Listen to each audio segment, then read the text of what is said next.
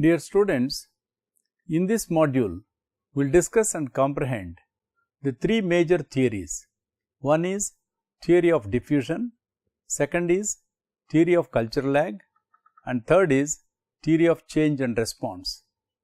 The adoption of a new idea, behavior, or product is called the theory of diffusion, and the time taken to catch up with the technological innovation is called the theory of culture lag. Theory of diffusion and theory of culture lag is one of the major theories that explains the behavior of the population. The theory of diffusion of innovations seeks to explain how, why, and what rate innovative ideas and technologies spread.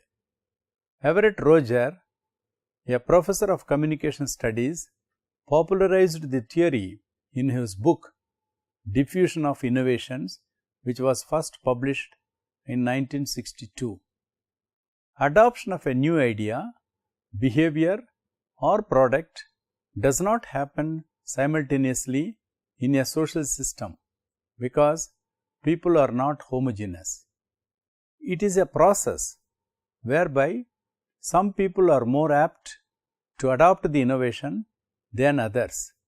Studies have found that people who adopt an innovation early have different characteristics than others who adopt an innovation later. Therefore, when promoting an innovation to a target population, it is important to understand the socio-economic and demographic characteristics of the target population who would help or hinder adoption of the innovation. There are 5 categories of established innovative adopters. While the majority of the general population tends to fall in the middle categories, it is still necessary to understand the characteristics of the target population. When promoting an innovation, there are different strategies used to appeal to the different adopter categories. There are 5 categories of established innovative adopters. For instance, innovators. These are people who want to be the first to try the innovation. They are venturesome and interested in new ideas.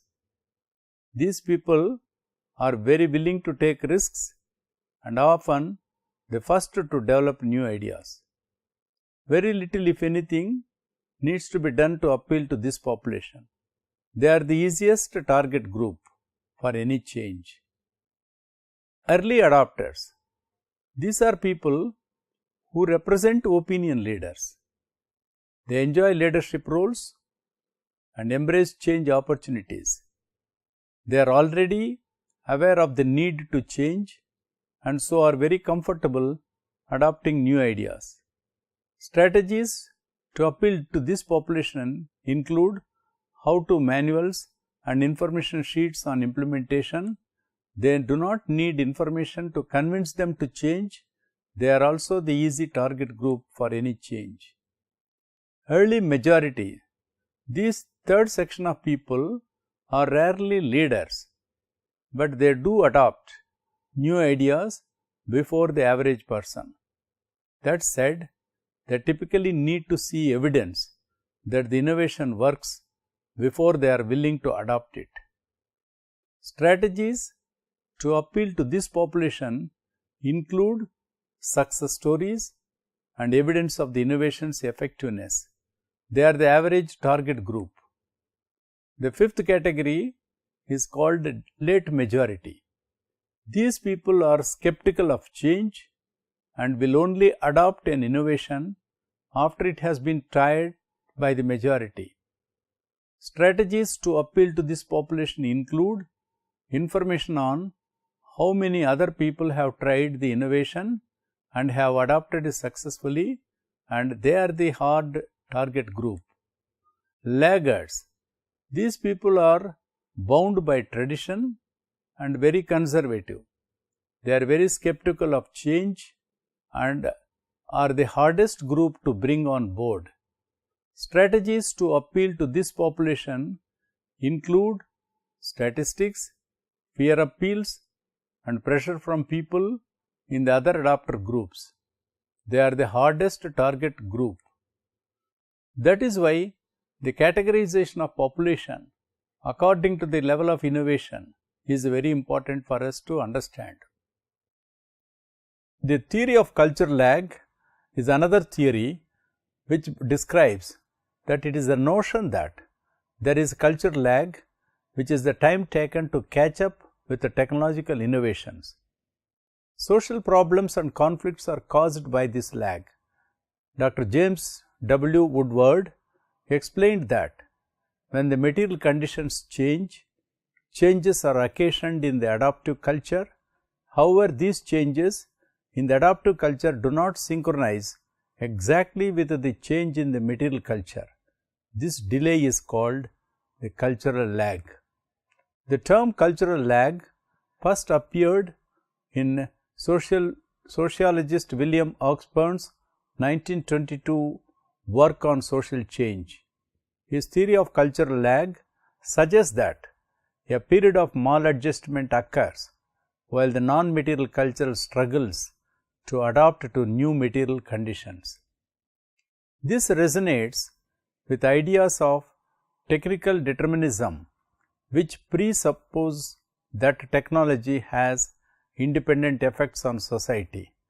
However, it does not necessarily assign causality to technology. Rather, cultural lag focuses examination on the period of adjustment to new technologies. For example, when automobile was introduced, roads were narrow and were meant for horse-drawn carriages, and there were not traffic rules to avoid motor accidents. While automobiles is the material culture, suitable roads or traffic rules are non-material culture. There is a culture lag between material and non-material culture, and it will remain until non-material culture matches when roads were and traffic rules were reinforces. The third important is the theory of diffusion or culture lag in the context of demography. The theory of diffusion or culture lag explains how the contraception or birth control spread over the world. We have seen that the decline in the birth rate in Western countries was due to changes in values and attitudes towards reproduction, resulting in the deliberate use of methods of birth control, including contraception, abortion, and abstinence. Carlson pointed out that this is an unusually significant and interesting case of social change. In their own words, a change through individuals or at least due to decentralized decisions. According to the cultural lag theory of fertility differentials, in countries where fertility has been declining, attitudes and practices conducive to diminishing fertility were adopted first by the better educated, wealthier, and socially more favored groups of the city population. These were transmitted during time to intermediate and lower status groups and to the rural areas. This trickle-down effect may be considered as a classic examples of the theory of diffusion of innovations or that of a cultural lag, which is an important hypothesis in the theory of social change. James Beshers tried to reinforce the theory of diffusion by citing examples of time lag in fertility declines between the urban and rural areas of Prussia, which resulted in urban-rural fertility differentials.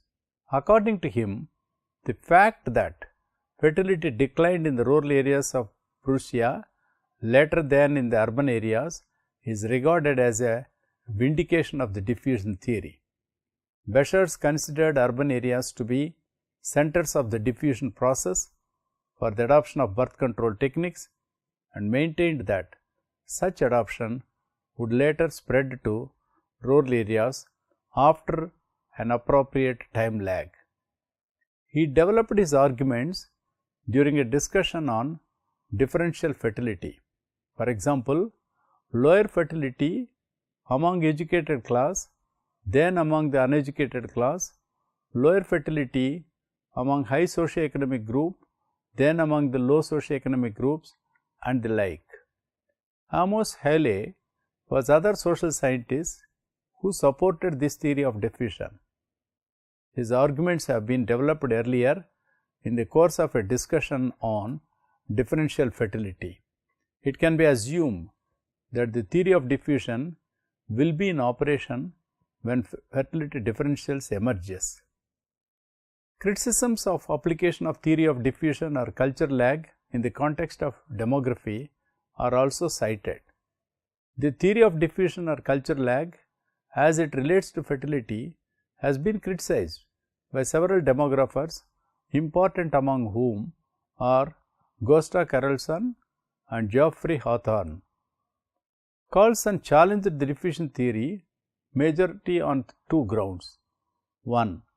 His first objective was based on the question, did birth control within marriage exist on a considerable scale before the secular decline of fertility began, or did the decline end a phase in which control was not practiced by married couples at all, or very rarely at most?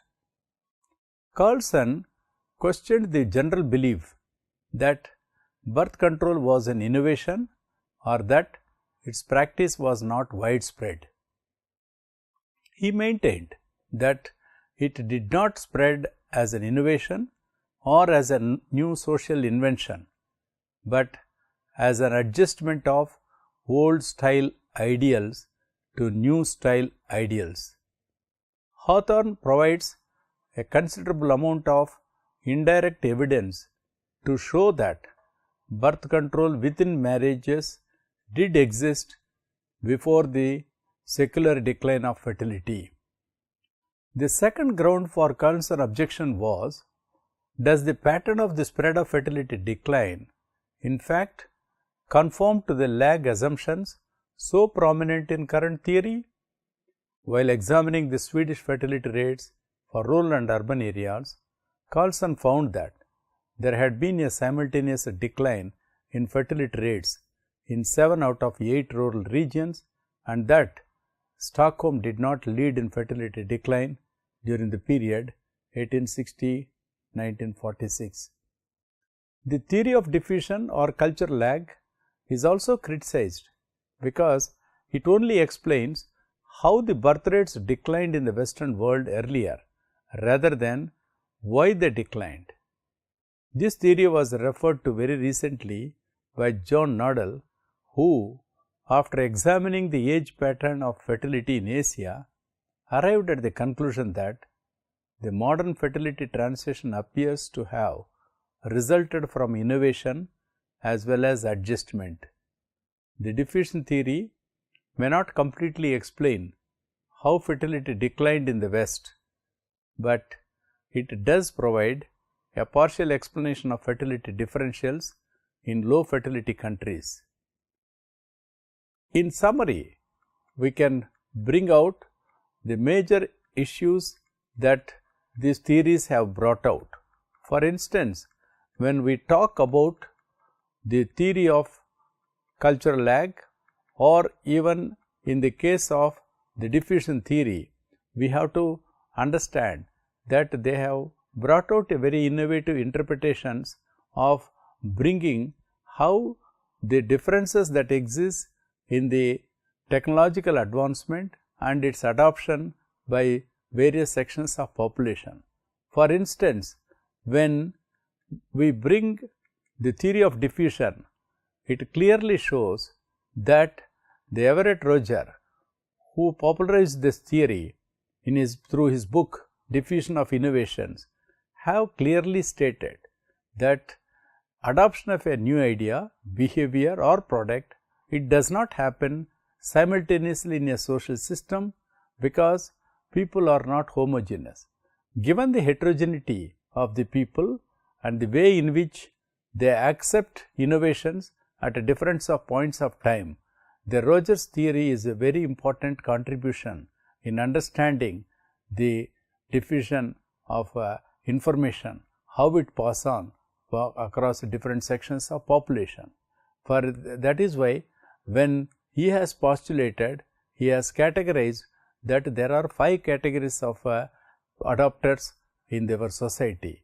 They are innovators, who are the easiest target group because they immediately accept and they want to be the first to try any innovation.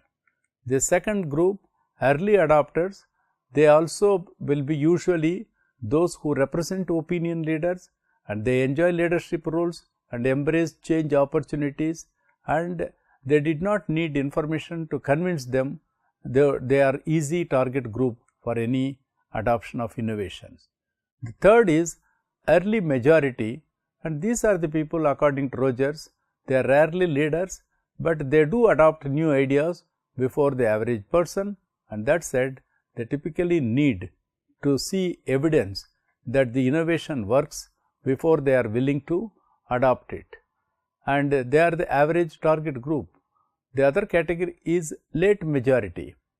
These people are skeptical of change and will only adopt an innovation after it has been tried by the majority, and that is why they are the hard target group according to Roger.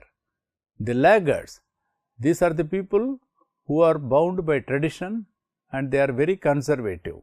They are always very skeptical of change and are the hardest group to bring on board. So, Rogers suggested that strategies to appeal to this population should include various statistics, fear appeals and pressure from people in the other adopter groups because they are the hardest target group to change. Similarly, the theory of culture lag has also brought out that the change, when it occurs, how the adaptive culture do not synchronize exactly with the change in the material culture. That is why this delay is called and labeled as the cultural lag.